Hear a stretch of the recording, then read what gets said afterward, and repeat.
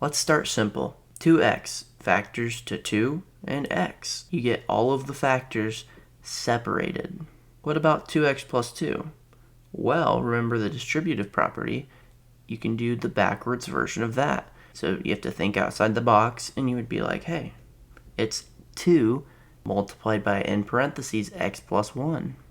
All right, now that we got the simple aspect done, let's look into the deeper concept of factoring. Let's learn how to factor a binomial. A binomial has two different variables. What we did before with a monomial was different because mono equals 1 and bi equals 2.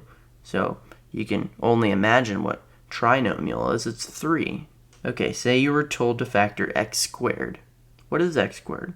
Well, it's just x times x, so we can just factor it by putting x in parentheses times x in parentheses, and you have this. It gets a bit more complex in y equals ax squared plus bx plus c form. So, for example, x squared plus 6x plus 9.